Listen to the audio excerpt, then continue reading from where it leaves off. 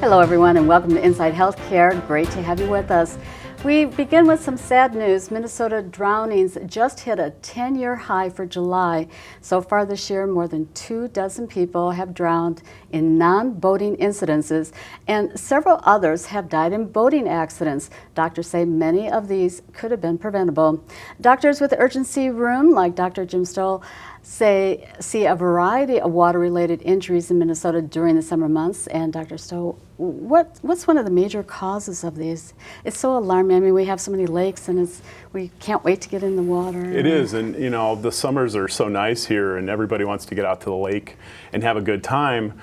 And there are a lot of preventable injuries, deaths that happen. Alcohol is by far the number one contributor to accidents and deaths. And we also got to talk about inattention. You know, if you're driving a boat, not paying attention to your surroundings.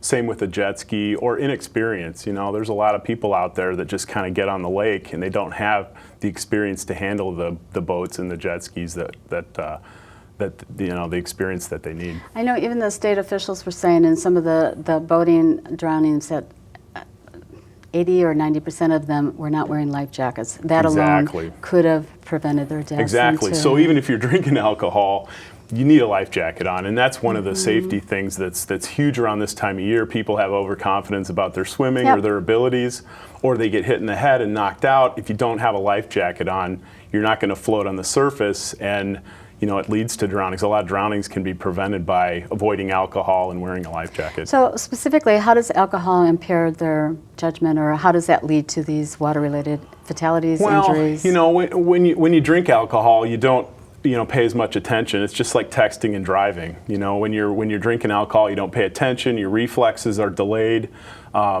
You overestimate your ability to swim or drive a motor craft or whatever, and so you know it's the same thing as driving a car. You know, there's a lot of safety issues that have been made as far as drunk driving, but not as many for drunk boating. It's still acceptable to some people to drink a lot, you know, while having their boat on the lake or jet ski.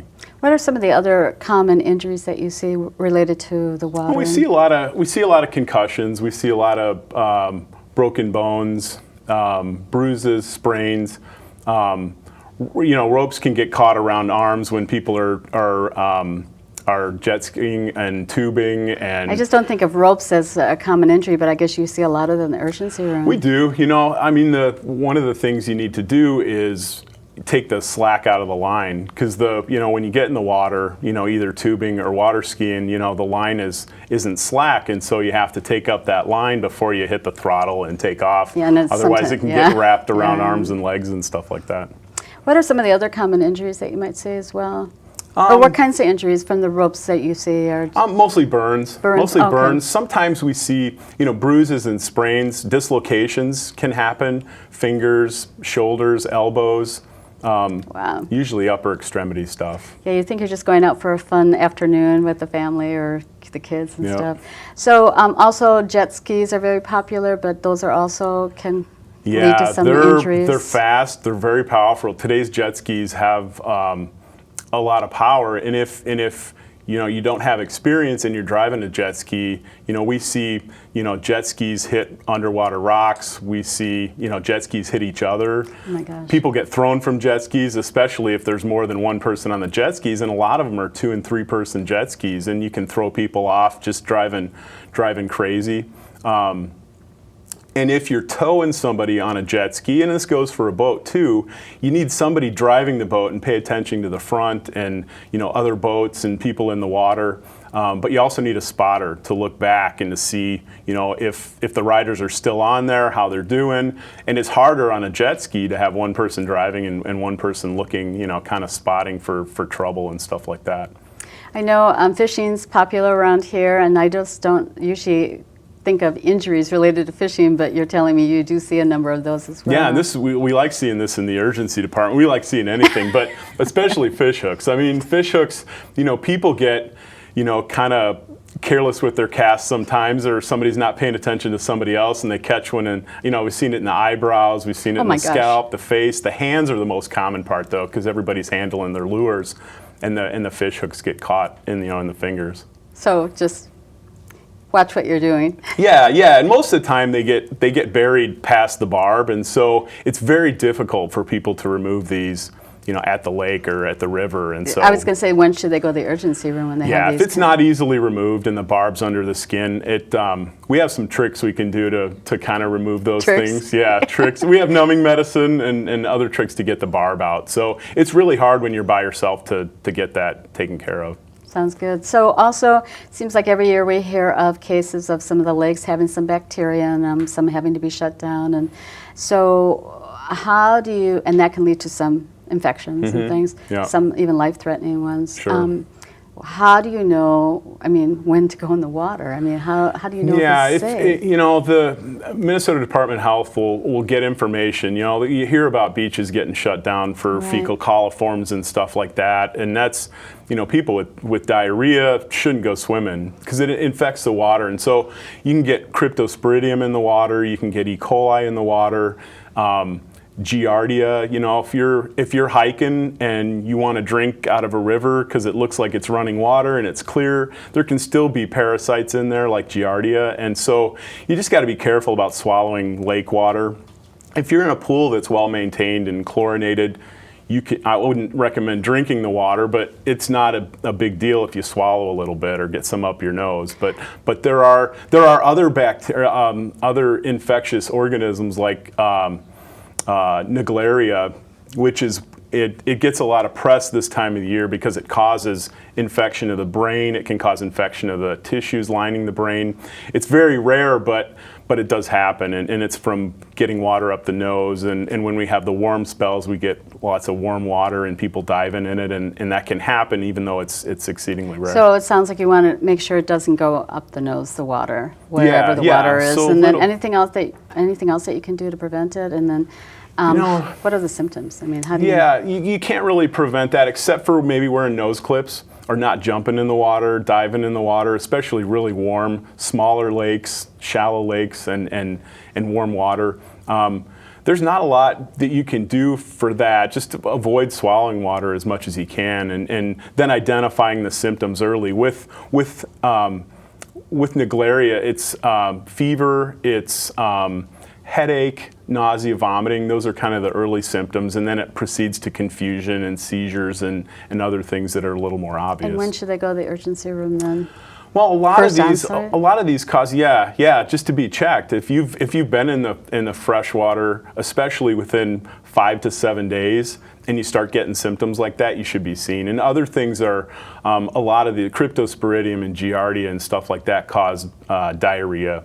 Watery diarrhea, sometimes bloody, abdominal pain, and if you're having those symptoms, you should get seen also. Anything else advice for our viewers that might be heading out to the lakes or the ponds or the rivers? Yeah, make sure you have life jackets that fit everybody that's going to be on the boat. Make sure you have plenty of non-alcohol containing beverages, because dehydration's a problem. Oh, dehydration. You're around water, but I guess that's a real common thing to get dehydrated, right? It is, especially if people are drinking alcohol, that dehydrates. You're out, you're having fun, you're not paying attention to drinking fluids, you're just paying attention to having fun, and so you get dehydrated. The sun's hot, you're active, and so you have a higher fluid requirement when you're out doing stuff like that. And you're with the urgency room, you've got a couple of different locations around the Twin Cities? Yep, we're located in Badness, Woodbury, and Eagan, and we see all comers. We can see, we don't take ambulances, but if you can get there, we can see you, and we see everything from, concussions to broken bones to dislocations, pneumonias, chest pains, Which can all be related to the water as well then too. Yeah. Exactly.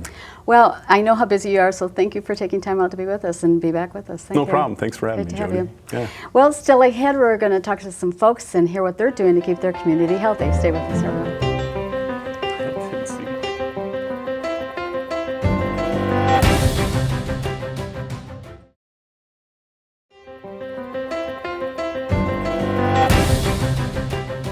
Woodbury Thrives has just been named the Best Community Health Initiative by Woodbury Magazine, and joining us is Simi Putnik and Laura Fairweather with the Woodbury Thrives. So thanks for being with us. Congratulations. This is awesome. Thank you so much. Thank you for having us. So I think a lot of our viewers might go, what's Woodbury Thrives? Can you tell us what's it all about? Sure. Woodbury Thrives is a grassroots organization based in Woodbury that is really trying to develop a culture of health within our community. And it's really a holistic view of health, anything from emotional, spiritual, physical, anything you can think of that falls under the umbrella of health is what we're really interested in fostering in our Some city. people might think Woodbury is already a healthy place. Why are you trying to make it healthy or healthier? Or Sure, it is actually it is a relatively healthy place, but there's always room for improvement, and there are always people who aren't necessarily given the same opportunities to have the same access to health that other people are. And so we want to make sure that everybody in our community has the same opportunities to get physical health, emotional health, social support, social connectedness. And you've kind of picked out some of the 3 areas that you're working on. You kind of mentioned them. Laura, you're working on the social connectiveness and inclusiveness. What's that all about? Yeah, well, it's actually really interesting. A lot of people ask me, well, what does social connectedness have to do with health? And well, it has a lot to do with health, actually. Last year we did some community conversations, and the community of Woodbury actually said that was very important to them, so that's why we have the committee that we do now. But it's also, a basic human need to have social connectedness. It's kind of hardwired in us to have kind of that tribal connection. People want a place that they belong and a place that they can have purpose and something they can be a part of. So that's what we're doing as Woodbury Thrives, is providing a place where people feel they belong and they can be a part of something. So some of the areas that we're trying to focus on, for example, would be some things with underserved parts of our community, cultural diversity, 55 plus, there's people that don't have children anymore around the house, are retired, maybe have spouses they have lost, people that are socially isolated, looking out to that. Broad group of people. And also looking to welcome new people into the community that have arrived and make sure they feel a part of the community of Woodbury too. So, and that's one area. With the other 2 areas, why don't you tell us about that you're focusing on, at least initially? Sure. The other 2 areas, one is healthy lifestyles, which is really focused on people being physically active and eating healthier, and it's really focused less on, we're not really focused on weight loss or anything like that, but we're really just get out there and enjoy our trail system, move, if you've got, do you have a garden, that kind of stuff. And then the other group is our mental health and social support. And we found that when we talked to a cross-section of our community, and we talked to over 350 people in Woodbury when we were developing what our priorities should be, these 3 pillars really came out very strongly, and they're very interconnected. I can see why they would be, yeah. And you had your first event and have to do with the social connectiveness? Yes, we had our first event. It was very exciting. We did that June 29th. It was called Coffee, Tea, and Walk for Free. We emphasized something with the 55 plus group. We did it over at the the Healthy Sports Center. Yeah, it's just been recently renamed. Renamed. They have this really awesome field house that's over there, and they use it as a walking track during the day. It usually costs a couple dollars to walk, but they open it up for our group to walk for free. Businesses from all over the community were great. They donated coffee and treats and door prizes and all sorts of things for our group to be there. And we really wanted to offer an opportunity for neighbors to come out and meet neighbors and talk to each other and get to know each other. So it was a wonderful event. We didn't know how many people were going to be there, if it was going to be 8 people or 100 people. I think we tried to gauge for about 35, and we had 70 plus, and it was really wonderful. It was a very successful event, and we had great feedback, so it was fun. Wonderful. And you've got an event coming up, and one in August here? Correct. In a few weeks? So August 16th, we have, in the evening, we have an event focused on the Netflix series 13 Reasons Why. It's very powerful, and it's very popular with the middle school age group, and middle school and high school age group. And I can tell you, as the mom of a middle schooler, I hear a lot about this conversationally, while driving carpool.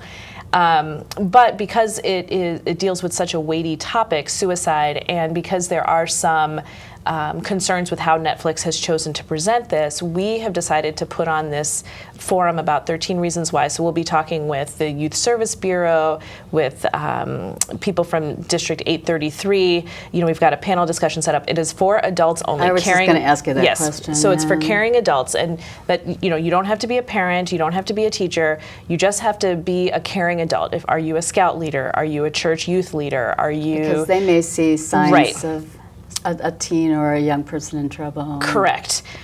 And with 13 Reasons Why, it's not a problem for many kids. It's only a problem for the kids that it's a problem for.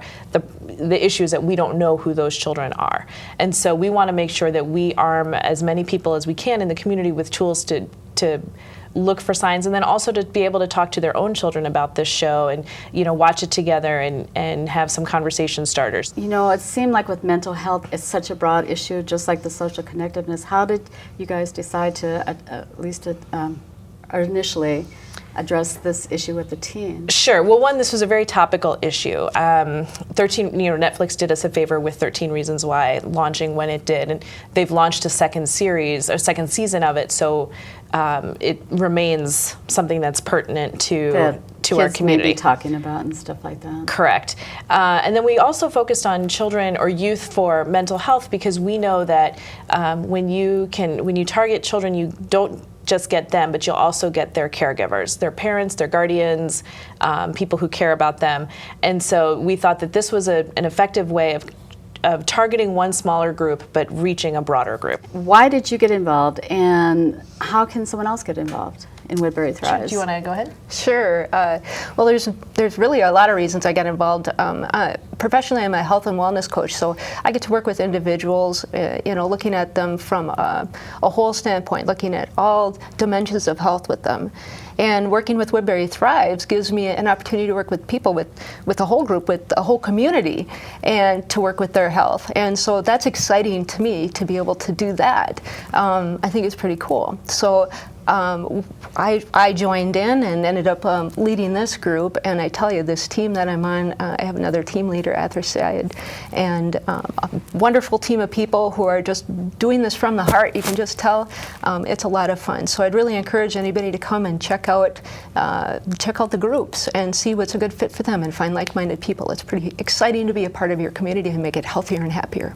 And Cindy, for you as well? Sure. Well, I live in Woodbury. I've lived in Woodbury for 15 years. I have a vested interest in making my community healthy, and I have 2 kids that I want to raise to be healthy adults. And so for me, it's a great opportunity to really shape what my community can be and to really be part of something that is really, deep down, just fundamentally good, and it's a really wonderful opportunity to do stuff that is genuinely positive in the world. And then, you get all these side perks that are amazing, like getting to be friends with Laura.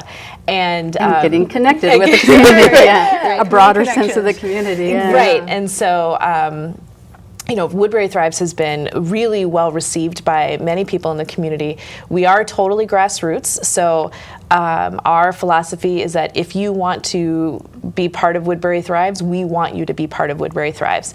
And so you can do that in a couple ways. One is you can go to facebook.com/Woodbury Thrives. We have our own Facebook page, and that's typically where we do most of our updates. You can go to our website, woodburythrives.org, which has some background information on there. You can send an email to info@Woodbury Thrives, and that is our main mailbox where we do most of our communications to and from. You can come to any of our events that we have and just find somebody in a Woodbury Thrives t-shirt, and we will make sure that you get on our list or hooked up with our teams. And again, our 3 main areas of focus are healthy lifestyles, which is focused on physical activity and healthy eating, mental health and stress support, and social connectedness. All right. Well, good luck with your upcoming event. That sounds like a wonderful event coming up. Yes, we're very excited about it. And thank you for all that you're doing for the community. Thank you. Thank you. And congratulations again on being the best health initiative in the community as well. Thank you so much. Thank you both. Still ahead, we talk with some local nurses, and they tell us how they're helping seniors and patients in transitional care and other care to reduce pain, anxiety, and depression without medication. Stay with us.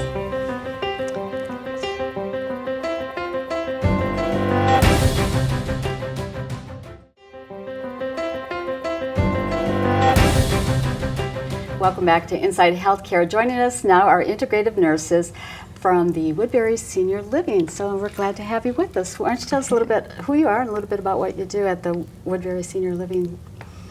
I'm Rachel Charleston-Porter, and I'm the current Director of Integrative Health and Wellness at Woodbury Senior Living.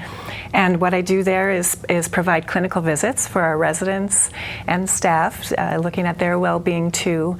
And also I'm a part of initiatives and programming that support health and well-being in our facility. Okay, we'll get a little bit more into what that entails. And Amy? Yes, my name is Amy Korberg, and I'm an integrative nurse clinician at Woodbury Senior Living. And my role has kind of morphed. So I started out creating the program about 4.5 years ago, I think it was, building the integrative program. And we started in the TCU, and since then it was successful. So we hired on Rachel, and now my role is actually going out and doing more program initiatives and staff training at some of our other sites. So I also do that. We're rolling out at Birchwood up in Forest Lake, and we'll be moving into Providence Place in South Minneapolis. Wow, so you get around quite a bit. Get around. So you mentioned integrative services and stuff. I think our viewers might go, what is integrative? You know, unless they've experienced it personally. So what exactly is that? Integrative health is looking at the whole person. Body, mind, and spirit. It's on the same theme as what the Woodbury Thrives folks were talking about, looking at the whole person, and within that offering ways of comfort and relaxation, integrative therapies we call them, something like massage or energy work with healing touch, essential oils, and being able to offer those kinds of things. And it's also about presence.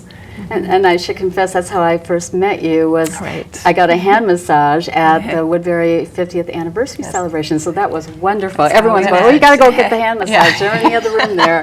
And it was so, you had some of the oils or the sprays, it smelled wonderful, it was peaceful and calming, and then of course the hand massage was like, oh, I don't want to move now, so relaxed. And then you mentioned the TC care. What is that for our viewers who might not be familiar with it?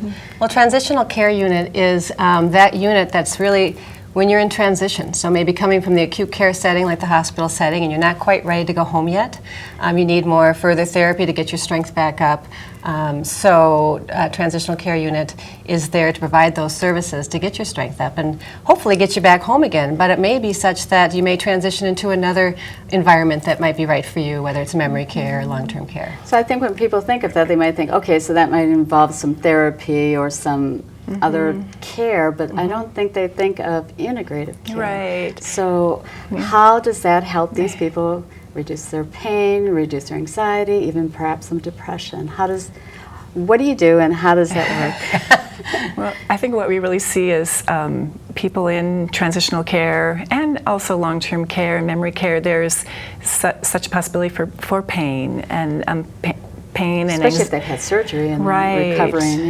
And there's a cycle that happens with pain and anxiety that they can spiral up, and providing our integrative services can help to break that cycle, break that spiral. So when you promote relaxation, when you ease the anxiety, then the pain can also be eased, and it works together. Sometimes we just do things like breathing, just teaching some breathing techniques, and that can be so informative and helpful for someone to just think, I just need to breathe a little deeper. And Amy, can you kind of demonstrate when we're talking about breathing? Sure. What are we talking about? Sure.